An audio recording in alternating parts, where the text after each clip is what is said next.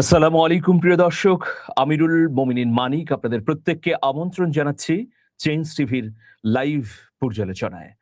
২৪শে জুলাই ২০২৬। দর্শক, আজকের পর্যালোচনার বিষয় হচ্ছে শেষ মুহূর্তে বাধ্য হলেন মোদি, খেলা উল্টে দিল তরুণরা। সত্যি আজকের যে ঘটনা একেবারে আন্দোলন চূড়ান্ত পর্যায়ের মোমেন্টামে উপস্থিত হয়েছে। আর হয়তো ২৪ ঘন্টা বা ৪৮ ঘন্টা পরেই আন্দোলন চূড়ান্ত পর্যায়ে গিয়ে পৌঁছাবে, আর তখনই চূড়ান্ত সফল হবার সম্ভাবনা। তরুণদের কি দাবি ছিল? তরুণদের তো খুব বেশি দাবি ছিল না। প্রধানতম দাবি ছিল যে শিক্ষামন্ত্রী ধর্মেন্দ্র প্রধানের পদত্যাগ। কিন্তু সেটাতে এত গড়িমসি কেন করলেন নরেন্দ্র মোদী প্রশাসন, বা করছেন কেন?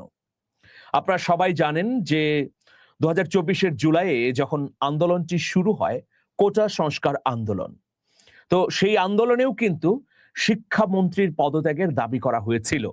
কিন্তু এমন একটা রক্তাক্ত আন্দোলন হয়ে গেল, সেটা এমন রক্তাক্ত পরিণতি ঘটল মাঠে যে এক দফার দাবিতে বাধ্য হয়ে ছাত্র জনতা আমরণ অনড় অবস্থানে চলে গেল, যার ফলশ্রুতিতে শেখ হাসিনার ক্ষমতাচ্যুতি এবং পালিয়ে যাওয়া, পুরো রেজিমির পালিয়ে গেছে, মানে পুরো শাসন কাঠামোর পতন ঘটেছে।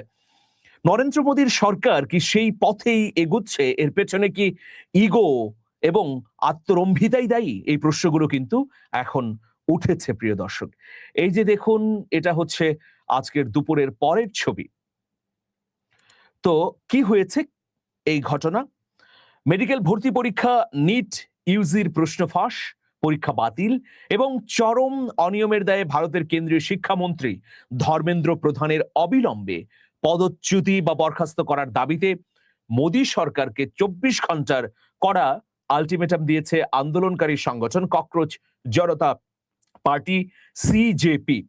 সংগঠনটির প্রতিনিধিরা জানিয়েছেন যে নির্ধারিত সময়ের মধ্যে দাবি বাস্তবায়ন না হলে ২০ জুলাইয়ের আন্দোলনের চেয়েও বৃহত্তর এবং আরো তীব্র রাজপথ অবরোধ কর্মসূচি পালন করা হবে।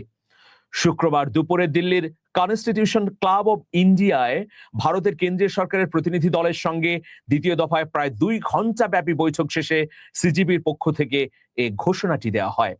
বৈঠকে মোদী সরকারের পক্ষ থেকে অংশ নেন কেন্দ্রীয় স্বাস্থ্যমন্ত্রী জেপি নাড্ডা এবং কেন্দ্রীয় মন্ত্রী জিতেন্দ্র সিং। অন্যদিকে সিজেপির পক্ষে উপস্থিত ছিলেন সংগঠনটির জাতীয় মুখপাত্র সৌরভ দাস এবং আশুতোষ রাঙ্কা। বৈঠক শেষে সিজেপির জাতীয় মুখপাত্র আশুতোষ রাঙ্কা এবং সৌরভ দাস জানান, তারা কেন্দ্রীয় সরকারের কাছে লিখিতভাবে ৩টি অলঙ্ঘনীয় প্রাথমিক দাবি এবং শিক্ষা ব্যবস্থার স্থায়ী সংস্কারের লক্ষ্যে ৫ দফার একটি এজেন্ডা উপস্থাপন করেছেন। ৩টি দাবি হচ্ছে: কেন্দ্রীয় মন্ত্রিসভা থেকে শিক্ষামন্ত্রী ধর্মেন্দ্র প্রধানের অবিলম্বে পদত্যাগ বা বরখাস্ত। ২, নিট ইউজি পরীক্ষার অনিয়ম ও প্রশ্ন ফাঁসের ঘটনায় আত্মহত্যা করা শিক্ষার্থীদের পরিবারের জন্য উপযুক্ত আর্থিক ক্ষতিপূরণ। ৩, আন্দোলনরত শিক্ষার্থীদের বিরুদ্ধে দায়ের করা সব এফআইআর ও আইনি মামলা প্রত্যাহার এবং ভবিষ্যতে নতুন কোনো মামলা না দেওয়ার সরকারি নিশ্চয়তা। সিজিপি প্রতিনিধিরা বৈঠকের পর আরো জানিয়েছেন, আলোচনার সময় কেন্দ্রীয় সরকারের দ্বিতীয় ও তৃতীয় দাবির বিষয়ে নীতিগত সম্মতি জানিয়েছে। তবে আন্দোলনের মূল দাবি শিক্ষামন্ত্রী ধর্মেন্দ্র প্রধানের পদত্যাগ বা অপসারণের বিষয়ে চূড়ান্ত সিদ্ধান্ত জানাতে শনিবার দুপুর পর্যন্ত সময় চেয়েছে নরেন্দ্র মোদীর মন্ত্রিসভার সদস্যরা। তারা আরো জানান, এ বিষয়ে পরবর্তী আলোচনার জন্য শনিবার বিকেল ৩:৩০টায় উভয় পক্ষের মধ্যে আবারও বৈঠক অনুষ্ঠিত হবে। তবে সিজিপি স্পষ্ট করে জানিয়ে দিয়েছে, শিক্ষামন্ত্রী ধর্মেন্দ্র প্রধানের বিদায় নিশ্চিত না হলে শিক্ষা ব্যবস্থার স্থায়ী সংস্কার সংক্রান্ত ৫ দফা এজেন্ডা নিয়ে পরবর্তীতে কোনো আলোচনা করা হবে না। বলা যায় যে কঠোর থেকে কঠোরতম অবস্থানে চলে গেছে সিজেপি। দেখুন, গত পরশুদিনের ঘটনা আপনাদেরকে বলি। যখন সিজেপির কয়েকজন নেতা জেপি নাড্ডার সঙ্গে কথা বলতে গেলেন, তখন তার বাসভবনের সামনে টানা ২ ঘন্টা দাঁড়িয়ে থাকতে হয়েছিল তাদেরকে। ২ ঘন্টা পরে তিনি সময় দেন। সেই সময়ে কিন্তু জেপি নাড্ডা বেশ অনড় অবস্থানে ছিলেন, তিনি কোন রকম পাত্তাই দিতে চাননি। কিন্তু গত ৭২ ঘন্টায় পরিস্থিতি পাল্টে গেছে। গতকাল নরেন্দ্র মোদীর তরফ থেকে আন্দোলনকারীদের বৈঠকে বসার আহ্বান জানানো হয়, নরেন্দ্র মোদীর বাসভবনে তাদেরকে ডাকা হয়, কিন্তু আন্দোলনকারীরা সাফ জানিয়ে দেন যে আমরা কারো বাসভবনে যাব না, আমরা নিরপেক্ষ কোনো স্থানে বসতে চাই। সেই জন্য আন্দোলনকারীরা বলেন যে আপনারা যন্তর মন্তরে আসেন, এখানে প্রকাশ্যে সবার সামনে আমরা সমঝোতার চেষ্টা করি। তখন মন্ত্রী পরিষদের সদস্যরা জানান যে যন্তর মন্তরে গেলে তাদের জীবনহানি ঘটতে পারে, তারা নিরাপদ নন, তৃতীয় কোনো জায়গায় বসতে চান। সেই আলোকে আজকে আন্দোলনকারীরা তৃতীয় একটি জায়গায় বসেছিলেন এবং সেখানে স্পষ্টভাবে 20 ঘন্টার সময় বেঁধে দেওয়া হয়েছে। 20 ঘন্টা মানে 24 ঘন্টা। তো এই সময়ের মধ্যে যদি শিক্ষামন্ত্রী পদত্যাগ না করেন তাহলে আগামীকালকে দুপুরবেলায় যে আবার আলোচনার কথা রয়েছে সেটা হবে না বলেও স্পষ্ট জানিয়ে দিয়েছে সিজেপির নেতারা। দর্শক, এখন কি পরিস্থিতি হতে পারে? আজকের সারাদিনের কর্মসূচি যদি আমরা প্রত্যক্ষ করি তাহলে কি দেখব? আমরা আমাদের নিকটতম পশ্চিমবঙ্গের কথাই যদি ধরি, পশ্চিমবঙ্গে কিন্তু হাজার হাজার তরুণরা ককরোচ জনতা পার্টির ব্যানারে রাজপথে নেমে এসেছে।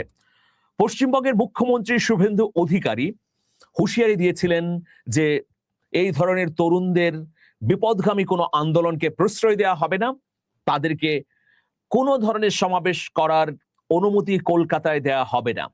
এই তরুণরা পুলিশ প্রশাসনের অনুমতি পায়নি, কিন্তু হাজার হাজার তরুণ কিন্তু রাজপথে নেমে এসেছে। কলকাতায় তারা বড় রকমের সমাবেশ করেছে, সেখান থেকে পূর্ণ সমর্থন জানানো হয়েছে দিল্লিতে অবস্থানরত আন্দোলনরত শিক্ষার্থীদের প্রতি। এটা তো গেল দিল্লির খবর। যদি আমি আপনাদেরকে মধ্য প্রদেশের কথা বলি, উত্তর প্রদেশের কথা বলি, আমি তামিলনাড়ুর প্রসঙ্গ আনি, মণিপুরের কথা বলি, আসাম, মিজোরাম, এগুলোতে কিন্তু ব্যাপক আকারে বিক্ষোভ হয়েছে। বলা যায় গোটা ভারতে হাজার হাজার তরুণ রাজপথে নেমে এসেছে। তারা ককরোচ জনতা পার্টির দাবির সঙ্গে একাত্মতা পোষণ করেছে, সরকারের প্রতি আহ্বান জানিয়েছে যে অবিলম্বে যেন ছাত্র জনতার দাবি মেনে নেওয়া হয়। দেখুন, ধর্মেন্দ্র প্রধান যিনি শিক্ষামন্ত্রীর দায়িত্ব পালন করছেন, তাকে পদত্যাগ করালে কি এমন সমস্যা? প্রথমত ইগোর সমস্যা, ছাত্র জনতার কাছে মাথা নত করা হয়ে যায়। কিন্তু দেখুন, 72 ঘন্টা আগে বিজেপির যে অবস্থানটি ছিল, নরেন্দ্র মোদী যে দৃঢ়তার সঙ্গে দাঁড়িয়েছিলেন যে আন্দোলনকারীদের সঙ্গে কোনো আপোষ করবেন না, সেই অবস্থা কিন্তু পরিবর্তন হয়েছে। আপনারা জানেন গতকালকে মধ্যরাতে তিনি নিজের মোবাইলে লাইভ করেছেন, সোনম ওয়াংচুককে অনশন ভাঙিয়েছেন। কিন্তু সোনম ওয়াংচুক অনশন ভাঙার পরেও আন্দোলনকারীরা স্পষ্টভাবে বলেছেন যে তার অনশনের সঙ্গে আন্দোলনের কোনো সম্পর্ক নেই। তিনি আন্দোলনে একাত্মতা জানিয়ে ব্যক্তিগতভাবে অনশন করেছিলেন, এখন অনশন প্রত্যাহার করেছেন, এটাও তার ব্যক্তিগত অভিপ্রায়, কিন্তু আন্দোলন সফল না হওয়া পর্যন্ত চলবে। তো সেই জায়গা থেকে নরেন্দ্র মোদী নতি স্বীকার করে আজকে তৃতীয় একটি স্থানে নিরপেক্ষ জায়গায় বৈঠকের আয়োজন করেন এবং সেখানে তার 2 জন মন্ত্রীকে পাঠান। কিন্তু ওই যে ককরোচ জনতা পার্টি যে 3টি দাবি দিয়েছে, তার 1 নম্বর দাবি হচ্ছে শিক্ষামন্ত্রী ধর্মেন্দ্র প্রধানের পদত্যাগ। তার পদত্যাগ ছাড়া কোনোভাবেই ঘরে ফিরবে না এই দিল্লিতে অবস্থানরত তরুণ তরুণীরা। কিন্তু ধর্মেন্দ্র প্রধান বিজেপির থিঙ্ক ট্যাঙ্ক হিসেবে পরিচিত। তিনি বিজেপি ক্ষমতায় আসার আগে এই দলটিকে সংগঠিত করতে ব্যাপক শ্রম দিয়েছেন, আরএসএস এর মতাদর্শ ধারণ করেন, হিন্দুত্ববাদের যে চিন্তা, সেই চিন্তার তিনি একদম শীর্ষ পর্যায়ের নেতা। বিজেপিকে সংগঠিত করার ক্ষেত্রে তার ভূমিকা রয়েছে। নরেন্দ্র মোদীর 1 নম্বর পরামর্শদাতা বলেও কেউ কেউ বলেন, কেউ কেউ ডানহাত হিসেবে বলেন। তো এরকম একজন ব্যক্তির পদত্যাগ যদি মেনে নেয় বিজেপি সরকার, তাহলে নৈতিকভাবে পরাজিত হয়ে যায়। তো সেই পরাজয় বরণ করতে চাচ্ছেন না নরেন্দ্র মোদী, কিন্তু ধীরে ধীরে কি দেখছি যে পরাজয়ের দিকেই যাচ্ছেন।